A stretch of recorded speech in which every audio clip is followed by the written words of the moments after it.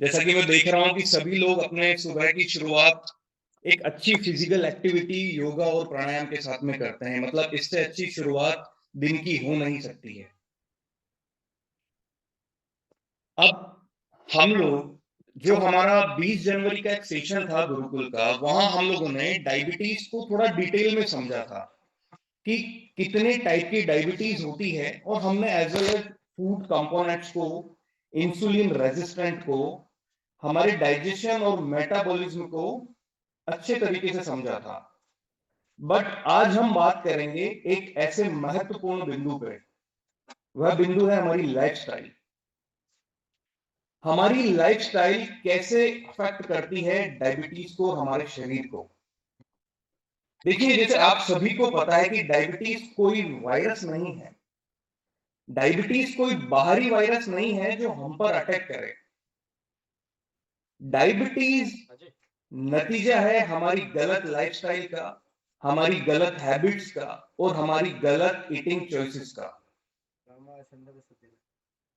आज हम अपने ही हाथों अपनी हेल्थ को बर्बाद कर रहे हैं और फिर हम पूछते हैं यार ये डायबिटीज क्यों हो गई।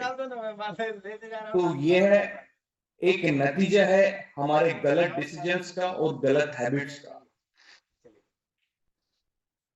आज हमारी लाइफस्टाइल, हमारी ओवर ईटिंग की आदत और हमारा गलत खान पान हमें किस दिशा में लेकर जा रहा है। हम लोग फिजिकली कितने डीएक्टिवेट हो चुके हैं। विकास के साथ साथ जो विनाश हो रहा है ना, वो ये हो रहा है कि आधुनिक संसाधनों ने हमें बहुत ज्यादा फिजिकली डीएक्टिवेट कर दिया है। हम लोग हर वक्त संसाधनों के भरोसे रहते हैं। हम लोग कहीं एक जगह से दूसरी जगह जाने में, अगर वो कम डिस्टेंस भी हो तो भी हम लोग व्हीकल का यूज करते हैं। हम लोग पैदल चलना पसंद नहीं करते हैं। तो हम लोग फिजिकली बहुत डीएक्टिवेट हो चुके हैं।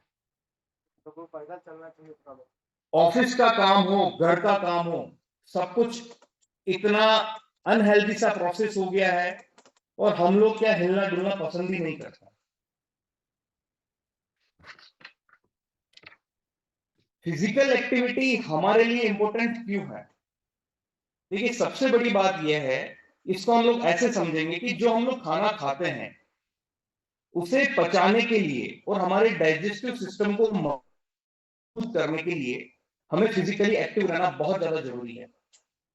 हम लोग जितना ज्यादा मूव करेंगे उतना ज्यादा हमारा डाइजेस्टिव सिस्टम और मेटाबॉलिज्म सिस्टम तीव्र गति से काम करेगा और हमारे जो भी हमने फूड इंटेक किया है उसको पचाने में हमें मदद मिलेगी।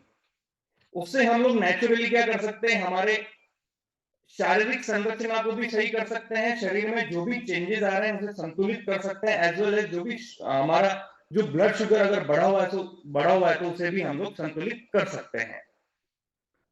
अब एक बात मैं जरूर बोलना चाहूंगा आपको, लाइन थोड़ी ऐसी है कि हम लोगों ने सबने सुन रखी है कि हमें जीने के लिए खाना चाहिए, बट हम लोग खाने के लिए जीते हैं। मतलब हम लोग ओवर ईटिंग करते हैं।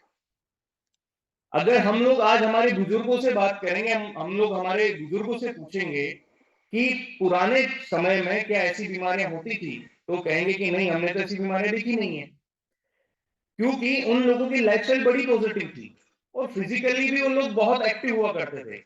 और सबसे बड़ी बात यह है कि वो उस वक्त जो भी अवेलेबल था, जैसे सीजनल फ्रूट्स हो गए, नेचुरल फ्रूट्स हो गए, उन्हें इंटेक किया करते थे और लाइफस्टाइल को बहुत अच्छे से मैनेज करते थे, क्योंकि उन लोगों को मेहनत करने का बराबर मौका मिलता था। बट आज हम लोग फिजिकली डीएक्टिवेट होके हमारी हेल्थ इश्यूज को बढ़ा रहे हैं। तो हमारी लाइफस्टाइल का बहुत बड़ा रोल है हमारे जीवन को सुधारने में और डायबिटीज को कंट्रोल करने में। आज देखिए, हिंदुस्तान में डायबिटीज केवल एक बीमारी नहीं रह गई है, वो बहुत बड़ी महामारी बन चुकी है।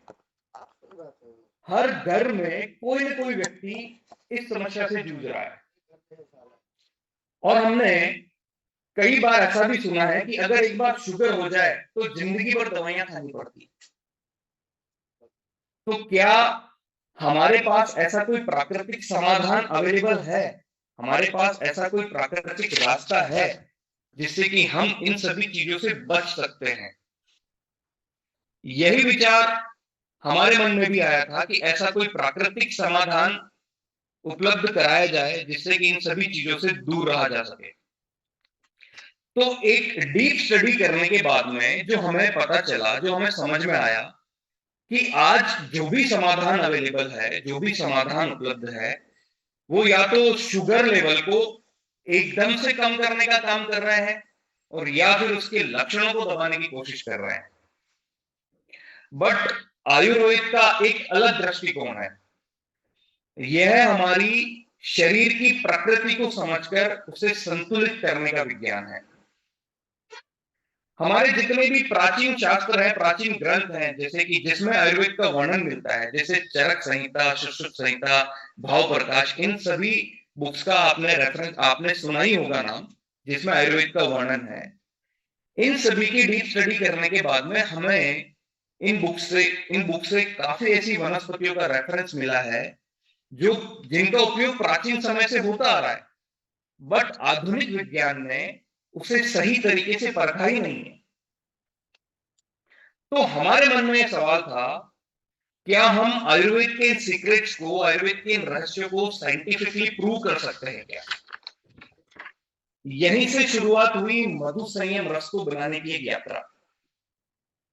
बताएगा सब कि हम लोग ऐसा प्राकृतिक समाधान उपलब्ध कराएं जिसमें आयुर्वेद का पूरा उपयोग हम कर सकें और उसे साइंटिफिकली प्रूव कर सकें। रिकॉर्ड हो रहा है। तो इन बुक्स के रेफरेंस से हमने मधु संयम रस के सभी इंग्रेडिएंट्स का चयन किया। बट सबसे महत्वपूर्ण बात यह थी कि इन इंग्रेडिएंट्स को उनकी परफेक्ट जलवायु और परफेक्ट मिट्टी से ही लाया जाए। इसका बहुत बड़ा महत्व है। इसका महत्व इसलिए है क्योंकि जब इन्हें इनकी परफेक्ट जलवायु और मिट्टी से पिक किया जाता है तो इसमें मैक्सिमम न्यूट्रिशंस हमें मिल जाते हैं, ताकि हम मैक्सिमम न्यूट्रिशंस को यूटिलाइज कर सकें। उदाहरण के तौर पर मधु संयम रस में जो इंग्रेडिएंट्स अवेलेबल है उसमें करेला और जामुन को हमने काली उपजाऊ मिट्टी से लिया है, जहां इसका पोषण भरपूर होता है, इसे भरपूर पोषण मिलता है। और वहीं आंवला को हमने राजस्थान की शुष्क जलवायु से लिया है, जहां इसमें एंटीऑक्सीडेंट की मात्रा भरपूर बनी रहती है। इसी तरीके से विजयसार को हमने दक्षिण भारत के जंगलों से लिया है, जहां की जलवायु इसे और ज्यादा पावरफुल बनाती है।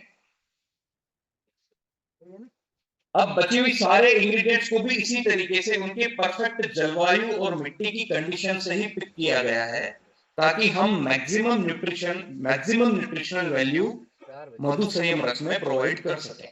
अब हम यहाँ तक ही सीमित नहीं रहे, हमने ये सारी चीजें तो सेलेक्ट कर ली, बट इसके बाद की कहानी यह थी, क्या हम इसे साइंटिफिकली कैसे प्रूव करें? क्या हम इसे साइंटिफिकली प्रूव कर पाएंगे? तो इसके लिए हमने थ्रू आउट इंडिया में काफी पेशेंट्स पे इसका क्लिनिकल ट्रायल कंडक्ट कराया था। क्लिनिकल ट्रायल वही एविडेंस होता है जो यह एक पैमाना होता है, वो बताता है कि यह प्रोडक्ट पर्टिकुलर इतने पेशेंट्स पे यूज किया गया है, ये ड्यूरेशन पे यूज किया गया है और इसका क्या प्रभाव रहा है पर्टिकुलर किसी डिजीज में। तो जो क्लिनिकल ट्रायल के जो हमारे सामने परिणाम थे वो इतने चौंकाने वाले थे कि लगभग जितने लोग क्लिनिकल ट्रायल में अवेलेबल थे, जिन्होंने पार्टिसिपेट किया था, सभी लोगों को ब्लड शुगर लेवल को संतुलित करने में मदद मिली थी। सभी लोगों का ब्लड शुगर लेवल कम हुआ था और लगभग सभी लोगों को पहले से अधिक ऊर्जा और ताजगी महसूस हो रही थी।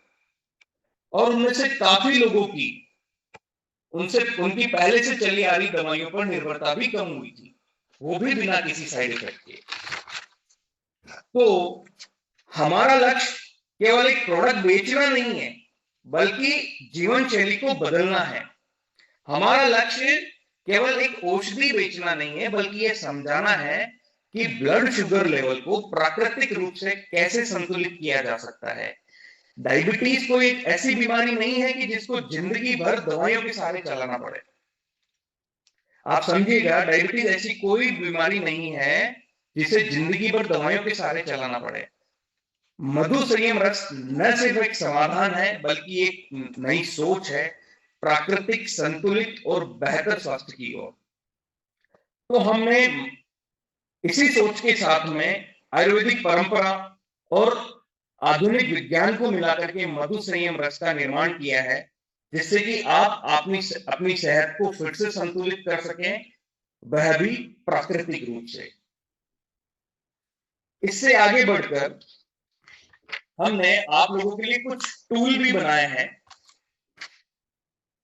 जो आपको पर्टिकुलर आपकी नॉलेज को एनहेंस करेगा, आपको एजुकेशन देगा, ताकि आप खुद भी एजुकेटेड हो और आगे सही इंफॉर्मेशन को पास करें।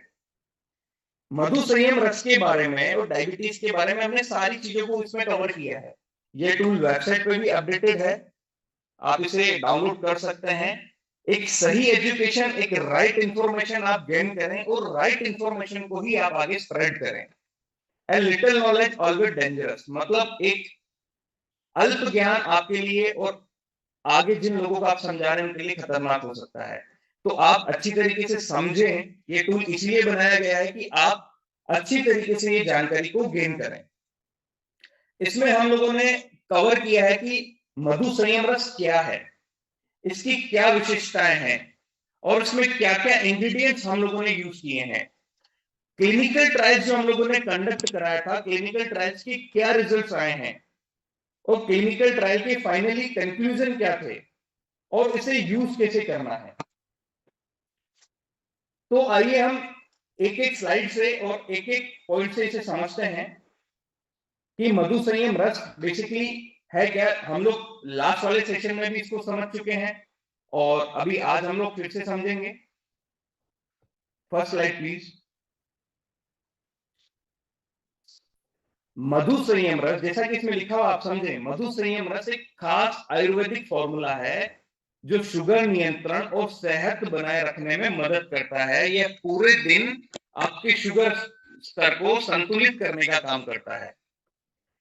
इसमें यह एक एंटीऑक्सीडेंट रिच प्रोडक्ट है जो कि आपके शरीर में होने वाले किसी भी टाइप के ऑक्सीडेटिव स्ट्रेस को कम करता है और आपकी इम्यूनिटी को मजबूत करता है। यह आपकी शुगर प्रबंधन और सेहत को बेहतर बनाने के लिए प्राकृतिक और सुरक्षित समाधान है। इसे किसी भी बिना डर के लिया जा सकता है, 100% सेफ एंड आयुर्वेदिक है। अब इसकी मुख्य विशेषताओं पर अगर हम लोग आए तो इसकी मुख्य विशेषता यह है कि एक इंसुलिन की कार्यक्षमता को बढ़ाता है, ब्लड शुगर लेवल को नियंत्रित करता है। यह 12 विशेष जड़ी बूटियों का संयोग है। यह हमारी इम्यूनिटी को बूस्ट कर सकता है। यह 100% सेफ है। हमारे डाइजेस्टिव सिस्टम को मजबूत करता है, मेटाबॉलिज्म की प्रक्रिया को तेज करता है। यह हमारे किडनी और लिवर को सपोर्ट करता है, जिससे कि हमारे शरीर में जो भी विषैले पदार्थ हैं, जो भी टॉक्सिन्स हैं, उसे डिटॉक्सिफाई करने में हमें मदद मिलती है और ये संपूर्ण स्वास्थ्य का समर्थन करता है।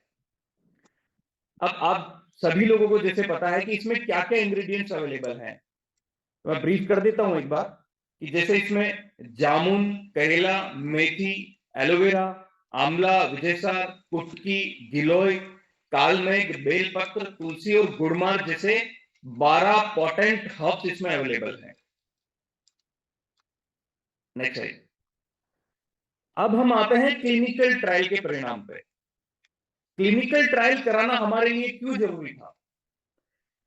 बुक से रेफरेंस ले लेना, हर्ब्स को उसके अच्छे लोकेशन से पिक कर लेना, ये पर्याप्त नहीं है। फाइनल प्रोडक्ट बनने के बाद में वो किस तरीके से प्रभावशाली आपके शरीर में, उसके एविडेंस भी हमारे पास में होने चाहिए। तो हमने जो क्लिनिकल ट्रायल कंडक्ट कराया था उसमें आप ये देख पाएंगे कि क्लिनिकल ट्रायल खत्म होने तक HbA1c के परसेंटेज में 18.1% की कमी आई थी।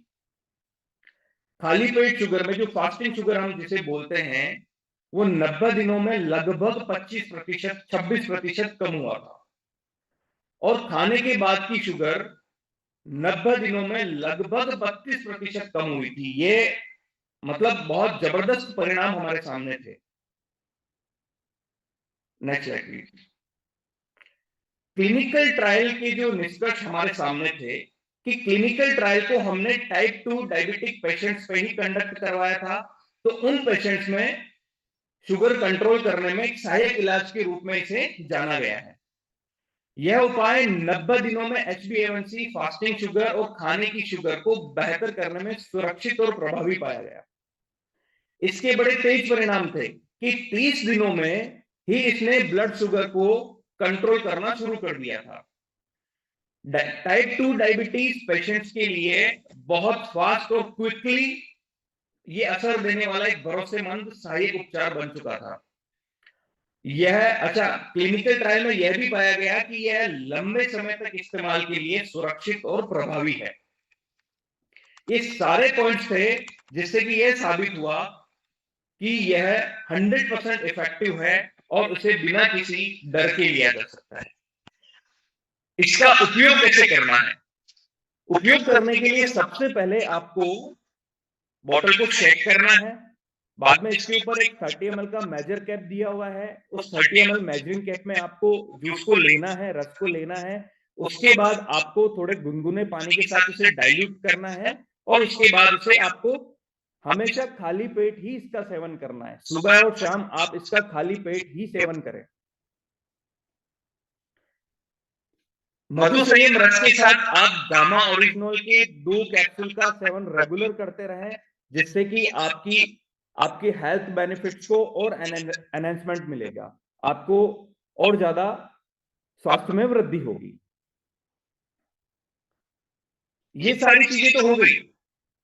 मैंने इससे पहले जो आपको बताया था कि डायबिटीज को कंट्रोल करने के लिए आपको आपकी लाइफस्टाइल को चेंज करना बहुत ज्यादा जरूरी है। कुछ आपको अच्छी आदतें अपनानी पड़ेगी, जैसे दिन भर पर्याप्त मात्रा में आपको पानी पीना है, रोज 7 से 8 घंटे की अच्छी नींद लेनी है। आप जितनी अच्छी नींद लेंगे उतना आपको मानसिक तनाव कम होगा, आप उतने स्ट्रेस से दूर रहेंगे। आपको एक प्रॉपर फूड हैबिट बनानी है कि आपको फूड, आपका लंच और डिनर का टाइम एक परफेक्ट सेट होना चाहिए। समय पर ही आपको भोजन लेना चाहिए और ब्लड शुगर को नियमित रूप से आपको मॉनिटरिंग करना ही चाहिए।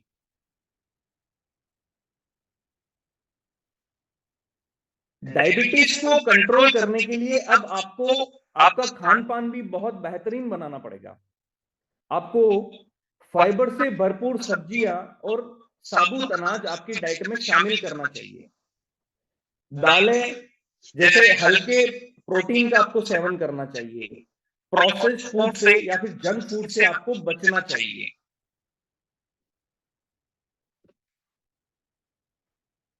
अगेन वही जहां से हमने शुरुआत करी थी कि हमारी लाइफस्टाइल और हमारी फिजिकल एक्टिविटी हमें इन सभी चीजों से काफी हद तक दूर कर सकती है अगर हम लोग एक्टिव हैं तो।